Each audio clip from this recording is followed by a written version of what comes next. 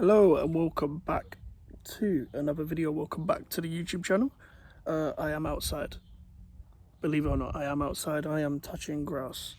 As you can see, I am not in my typical bedroom, but that's because I wanted to chill and sit out where the sun was. But when I decided to sit outside, the sun decided to run away.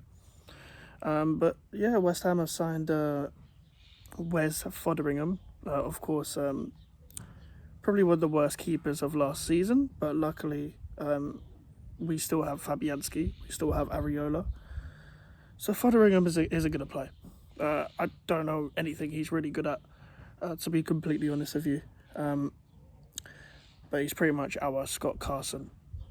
I think that's the way to put it. He's not going to play.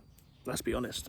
He's definitely upgraded from Sheffield United to West Ham. It's not hard. Sheffield United are terrible, but so is West Foderingham, and he was one of the main reasons why they were terrible. They signed a goalkeeper in January, and the goalkeeper, I'm pretty sure, ended up getting, a concussion, and then Foderingham still had to play games, so it didn't really make much of a difference. But I see this just being a signing for the homegrown quota, of course. I'm not going to prop up the signing.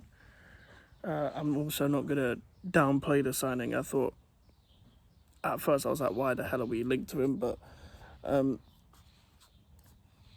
free signing, homegrown quota, third choice, not going to play. As long as he never ever plays, we don't have to worry. I don't remember Scott Carson making a start for Manchester City in the Premier League, and I think it's very rare. We don't ever see third choice goalkeepers really play that much in the Premier League. We got to get really unlucky with Areola and Fabianski being both of them being injured at the same time. Obviously, we made profit of Nathan Trott as well, going to Copenhagen. He seems to be making moves in the Danish league. Obviously, Copenhagen's probably the biggest Danish club, I think. So that'll be a good move for him, and maybe he'll still be able to make a name for himself. I don't know whether we have a clause, maybe a buyback clause, to see if he can, go above the levels of a third choice keeper or a keeper that's a youngster, etc. But I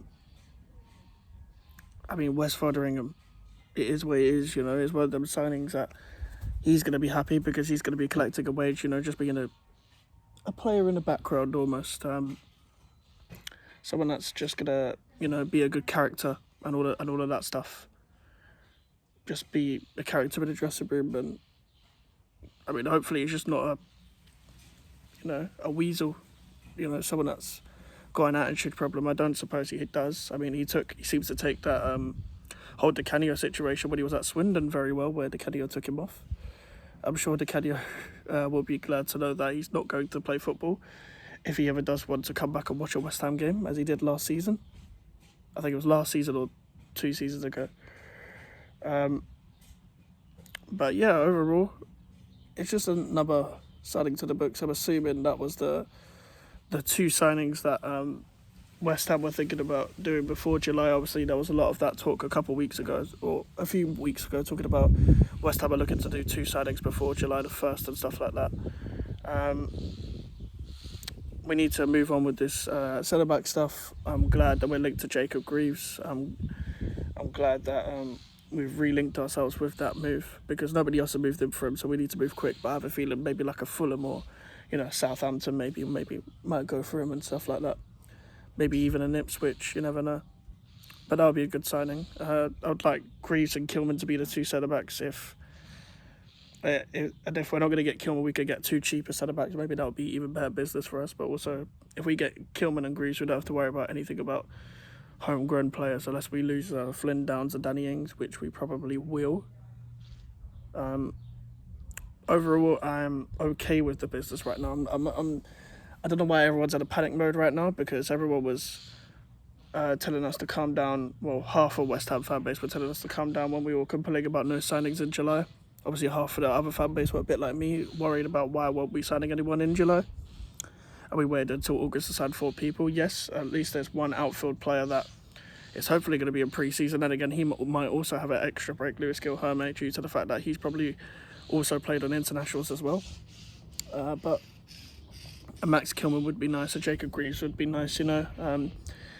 2 centre-backs and 2 attackers would be ideal. We need 4 more. I'd say 4 more signings, ideally, and that would include a striker, left winger, and 2 centre-backs. Obviously, ideally, I would like and a right-back as well. And a right-back, because Ben Johnson's gone.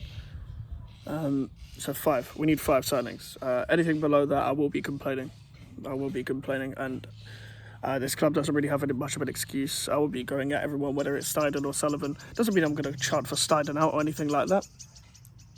This bird is making a lot of noise, not in that way. And it doesn't mean I'm going to be Steiden out or anything, but it just means I'm going to be critical of the situation, because I'm always fair. I just say it how I see it. But listen, enjoy the sun. I'm trying my best to enjoy the sun as long as it comes out. And yeah, make sure to like the video, make sure to subscribe if you're new. Social medias are in the description if you want to follow me. The email for the inquiries. We're on the road to 500 subscribers, so if you can make that happen, that'll be great.